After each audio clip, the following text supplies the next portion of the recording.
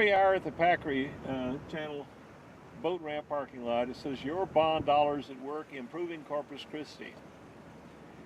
Actually, not.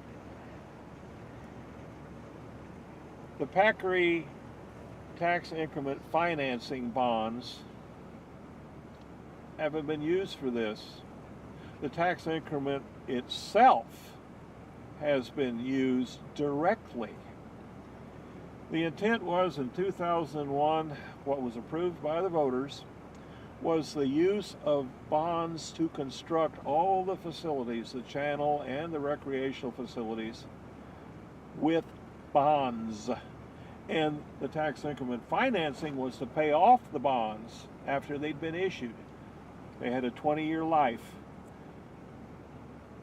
Folks, here we are again on the south side of the Packery Channel, maybe a quarter of a mile away from that. We're directly opposite the exit from St. Bartholomew Street, where it comes down to the beach at the north end of Padre Island. Directly in front of us is an area that I'd like to discuss today with our guest, John Kelly, who's pretty knowledgeable about the situation.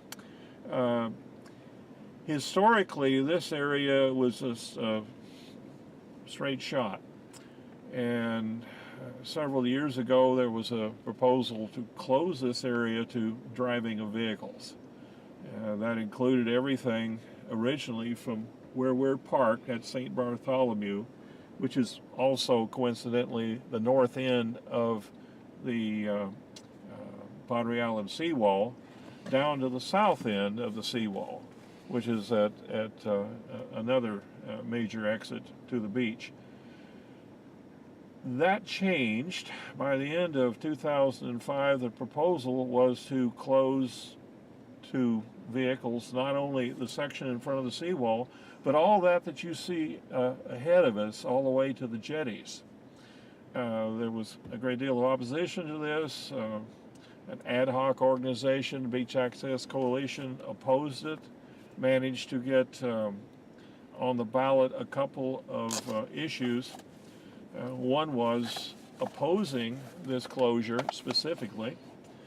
The second was a city charter amendment which would prevent any future closures from occurring without automatically rendering it susceptible to a vote for approval by the public.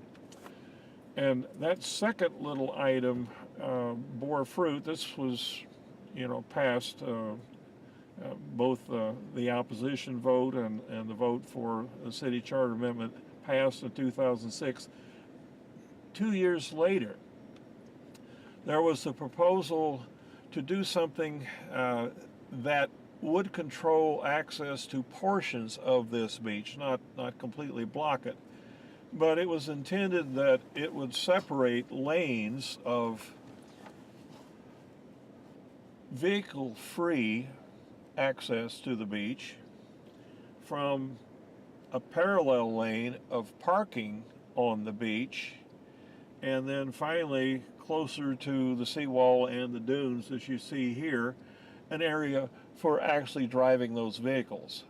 But they would be separated so that there would be more protection for pedestrian uses, and particularly for children. The area that you see immediately in front of this vehicle would fall in that area of major protection.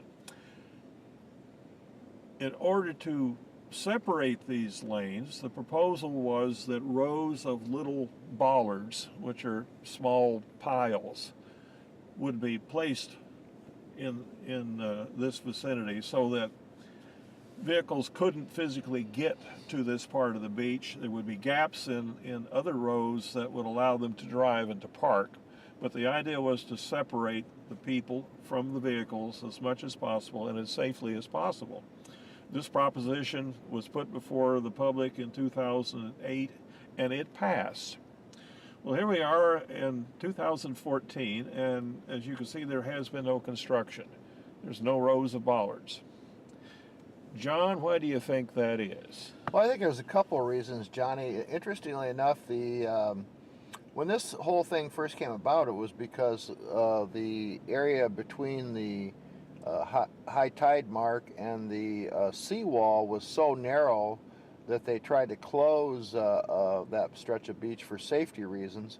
Then they reopened it to one-way traffic, and there was still a demand on the part of the people who owned the condos and hotels to try to close that beach. And so there was a compromise reached with the Beach Access Coalition that would have allowed a car-free zone at the bottom of the seawall, then a driving lane, driving and parking lane, and then a vehicle-free access right along the beach itself. I don't think it got implemented because right after that they started pumping sand down there and widening the beach. And once the widening of the beach went into effect, it kind of, to some degree, became a moot point because there was lots of room and reduced the conflict between the cars and the pedestrians. So I think that the cities chose to not implement the compromise primarily as a cost-saving measure. Because it no longer was necessary. Yes. It really wasn't necessary. Now what we've seen, of course, is a new proposal to close the beach. And it's been interesting because there's been a lot of misinformation about that. Most recently, this morning, I saw an article that was done on Channel 6 that said if a parking lot was built, the state would require the beach to be closed to vehicles, which is not true. It's the opposite. What the state requires is that if you close the beach to vehicles, you have to provide a parking lot every half mile. It does not say the reverse, which is somebody's misinterpretation, purposeful or otherwise, of the rule. I think what we're seeing now, again, is the use of the parking lot that was promised when Packery Channel was built to now use that as an excuse to try once again to close the beach down here. And I really don't understand. It's the same purposes, I'm sure. It has to do with the private landholders behind the beach. Mm-hmm. Well, there's a couple of little statistics I'll throw out. Putting in these bollards is going to have to be accommodated by something in the Packery project itself. The minimum width, which is compatible both with the bollarding proposal and with what was in the Packery project itself, is 200 feet. Should be 200 feet of sand between the seawall and the water. And as it happens, the area we're looking at here is much, much wider. I'll get to that in a little bit. Right now, because it hasn't been that long since the last maintenance dredging and the material was brought up out of the channel and placed on the beach here at the north end, unfortunately, of the seawall. It later had to be shifted, bulldozed, and pushed all the way to the south end of the seawall. But they managed to accomplish what they wanted, and that was a minimum of 200 feet in width. That accommodates both the Packery project and putting in bollards. The idea being, as you say, there has to be a space at the foot of the seawall. Right. And then a gap for driving, and then a gap for parking, and then a gap for pedestrian only. Right. And all of this is going to have enough space that you can put in, these rows. The problem is and it will always be, as we're kind of looking at here, this is sand. Everything that we see in front of us between the here and there and between here and the seawall is sand, and it's in motion. Yeah, it doesn't stay in one place. No, it doesn't. Yeah. Down at the south end of the seawall, that 200 feet is going away. It's going to inevitably go back to the point it was a couple of years ago, where there's at high tide almost no beach at all. Right. And here at the north end, the opposite is occurring. This area is accreting sand because the jetties catch it. Right. Sand moves along mainly from south to north on this side, and it stacks up. And as it stacks up, that beach that would normally be running straight begins to bow, and it arcs out gradually towards the end of the jetties. Those jetties were originally 1,400 feet long, But if you look now, I'd estimate there's no more than maybe 1,200 feet between where the high tide line comes and the end of the jetties. That's because this area of accretion, known as a fillet, F-I-L-L-E-T, is inevitable when you trap sand like that. This trap sand is going to be useful up to a point because it can be, as you see, used to widen a beach. There's a point at which the width is really superfluous, but it serves another purpose. If we perhaps needed more sand to shove it down there at the south end of the seawall, that fillet could supply it. And it wouldn't be any detriment, so long as we didn't get too close to the jetty, to take it out. Right. It must, in fact, be removed, because if it keeps accreting, that angle keeps growing. And at some point, the jetties don't trap it. The sand that's accumulating, as the current goes to the north, is going to take it around the end of the jetties and plop it into the channel. And that's a bad thing because it costs a lot more to pump that sand back than it does to push it back. Well, and the other thing is, Johnny, with the, it may not actually fill the channel itself, but it may create an unsafe or inescapable situation off the end of the channel because of the bar, that sandbar that would be established. Right now there's more outflow, has been more outflow than inflow through the channel. So there's the problem they've had primarily at the end of the channel is scouring. In fact, it went down to over 40 feet, which was not supposed to happen, and they actually had to deposit more rock in to keep the end of the jetties from collapsing a couple years ago. So there's a net outflow, but the problem is not necessarily the channel, right in the channel itself, but as Richard, our friend from, I don't remember his last name, from Port A, pointed out, what it will do is create a dangerous, very dangerous sandbar and tidal break right there at the mouth of the jetty that could be very dangerous for boats going. Well, it's been dangerous in the past. Yeah. They've had one particular incident where a boat capsized trying to come across that bar, and 4 people got thrown in the water. A couple of them were seriously injured. There was quite a difficult situation generated then because at the time the sand immediately in front of us was very soft, and when they called for an ambulance to come out and pick up those injured people, the ambulance couldn't get close enough to send the paramedics out and to bring along the gurneys to carry back the patients. What they had to do was to ferry, using a pickup truck with 4-wheel drive, those injured people back from the jetties to where they could reach with the non-4-wheel drive ambulance to get them out of here. Now, back to the bollarding situation. The bollards go in permanent lines. Right. And the beach is not permanent. Right. It keeps shifting. Part of the problem that was foreseen, particularly at this north end, was that if people in conditions like this wanted to get down to the beach, that wouldn't be a problem. But if they wanted to travel along the beach to reach the jetty, Right.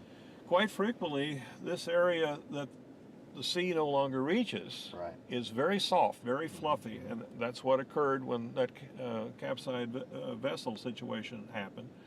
So people pointed this out. They said, well, we're going to have to be granting an exemption for those people who want to drive to the jetty.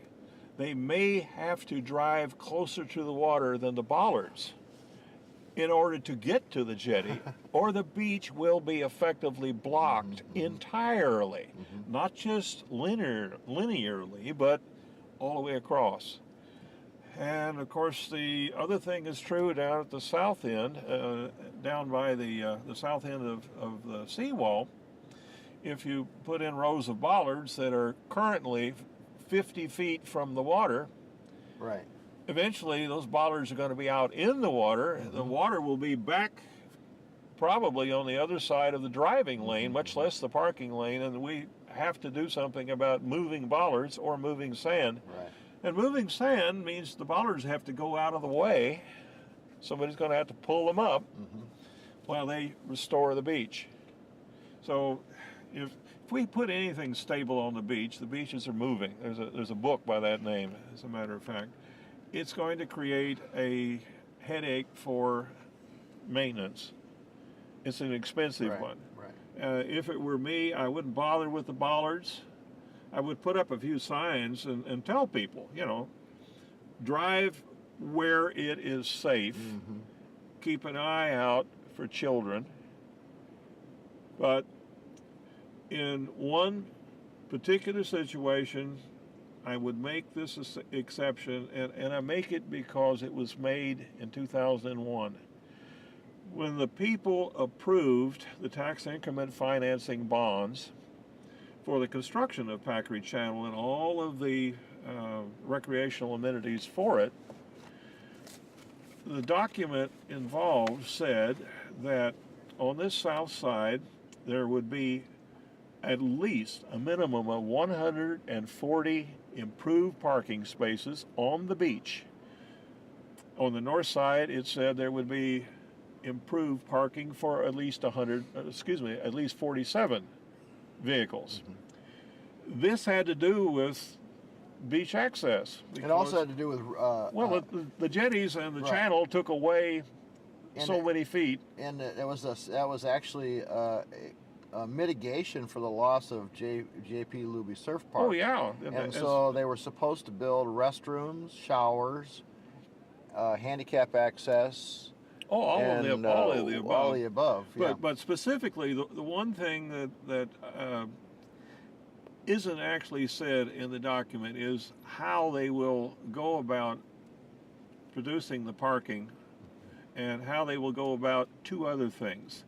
Here on the south side, there is reference to a pedestrian safe area. And on the north side, there is reference to a kids safe play area. And my presumption is that both of those have to be separated from vehicular traffic. And in fact, as we know, we wish that separation had occurred years ago, because one child has been killed for lack of a play area separated from the vehicles on the north side of the channel.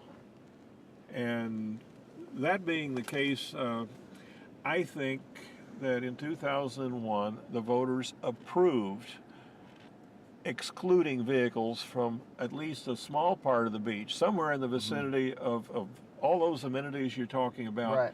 The ones that we call the north and south beach parks. The kids play area, the pedestrian safe area, the handicapped ramps, the 140 spaces here, the 47 spaces there. I can see all of those being enclosed by bollards so people won't drive into them. Right. And it will keep them safe in the process.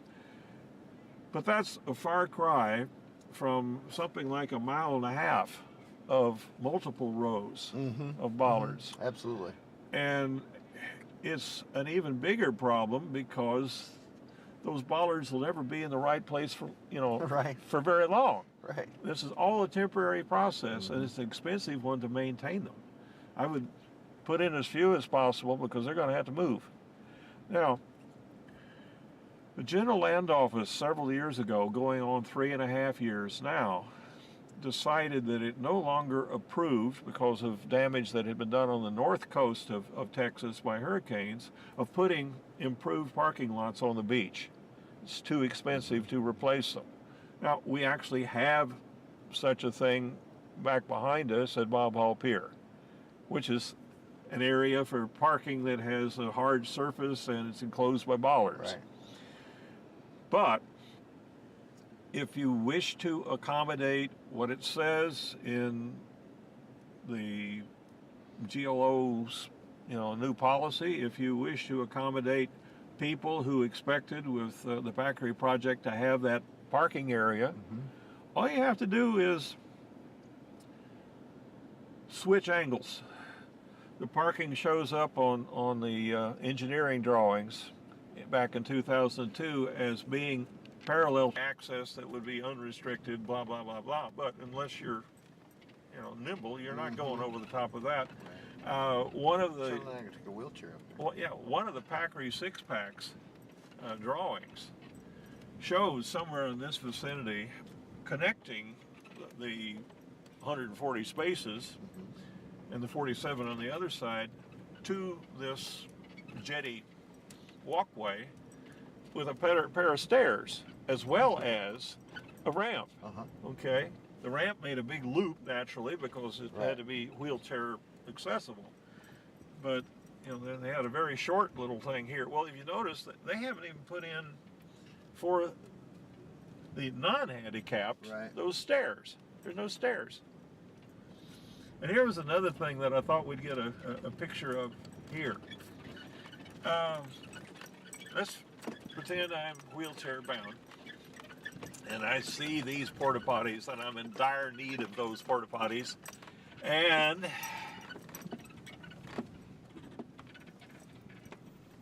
It'd be pretty tough to get a. yeah. Take a look at the sand between here and the porta potties. Do those skidoo cans look like they're handicapped accessible? Let me give you an example right No, they have no ramps.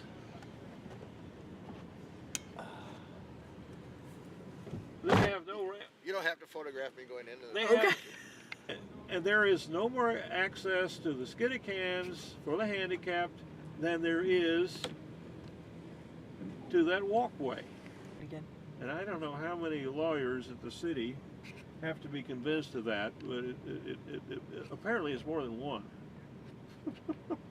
So we have to show them, yes, no wheelchair is getting from here to there. Seawall, there is more of this nice, hard, correctly elevated, impervious concrete.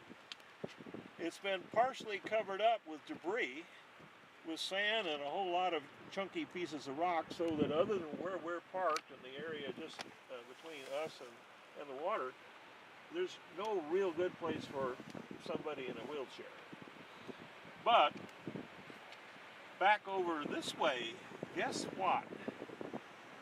I see a reservoir of more blocks ready to be put in place. Now, I don't know what the purpose was for these being brought here. I don't know why they only put a single row in here. This concrete here appears to be much older than the Well, rest of the these have been run over a number of times. But even the age in the middle, I mean, Yeah. they're much older than. Well, it could be. But for however long they've been there, question yourself, why can't there be more? Oh, I agree with you. I'm just saying that I think that that's part of an older piece of concrete that was here before. Far, make it too convenient.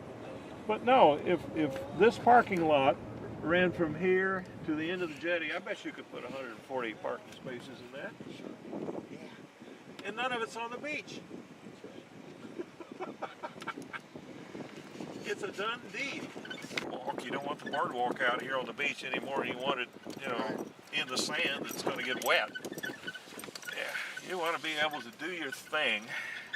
And I think they can. All they have to do is have the intent and do the deed.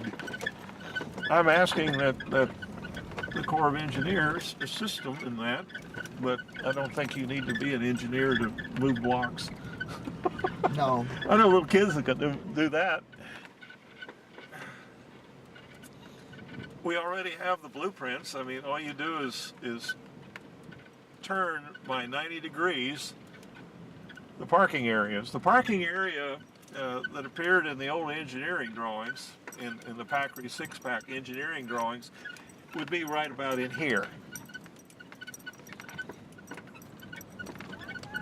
Not a bad thing, except that the General Land Office doesn't want that. And I say, fine, we'll accommodate you, we'll take care of that, we'll move it over here. Yeah, that's a lot better spot actually over there. Yes, and it protects the revetments from flanking. It's a, win-win situation. If the Corps of Engineers needs to be advising us on that, I wish they would. A better thing is this, the Corps has the authority now to do cost sharing for all of our recreational facilities. Back when they built this channel and the jetties, the revetments, and moved the sand initially, they didn't have that authority. They could only build this portion of the project. The recreational features were left entirely up to the city. The city has, as we've seen, been extremely slow to do some of that. On this side of the channel, they've done exactly nothing. Well, I find it was interesting because a lot of that compromise that the city put forward in terms of the amenities was to mollify the resistance against putting Factory Channel in. Yeah. And the loss of J.P. Luby Surf Park. Right. J.P. Luby Surf Park is a very popular location on the beach for surfers and beachgoers, and a lot of the opposition to Factory Channel was because of the loss of that park. And so consequently, the city proposed the amenities to satisfy those folks, then never followed through on them once the channel was built. Yeah. So I think it speaks a lot about the actual level of commitment to this request of the citizens over certain developers who wanted a different outcome. I've met with very few fishermen who were opposed to putting in the features that we're talking about here. The lone exception, the one who really stands out, I won't name names, happens to be a guide who has a boat. And this is competition. You see, it's a whole lot cheaper to drive out here with a parking sticker and fish in water that's deeper than much of the Laguna Madre. And it is a very popular fishing spot. There's nothing at all wrong with it. It was designed, despite what some may say, to assist in fishing. Right. And it would do a much better job of it if there was a good place to park down there. And somebody is going to eventually have to do it. Now, the General Land Office has to be accommodated. The Corps of Engineers has to be consulted. We're talking permitting things. And quite possibly they might cost share the construction, maybe do some of the designing. Now all we really need to do is to find somebody who's got expertise on all the other stuff that really isn't listed. We do know that there's portions of this project that require a boardwalk. And there's supposed to be concessions where they can sell things from surfboards to bait to parasols or whatever. I mean, all those conditions are out there to be filled. We need somebody that knows how to tell the people what they want. People who sell tickets every day for water recreation. And, those people came to us. We don't even have to go to them. They're right over there at Schlitterbahn. That's right. Yeah. So I know 3 sets of people I'd like to speak to: the Corps, the GLO, and Schlitterbahn, about how we put in our parking and our boardwalks and all our concessions. And we finally get what we've been trying to accomplish since 2001, and that's to finish this project. Why are they lying to the people and say, why does the sign say that the bond dollars are at work when they're not spending the bonds to build them? There has been excess money in the TIF fund as well. Oh yes, but each time they get it, they spend it for not the whole project, but for a fraction of it.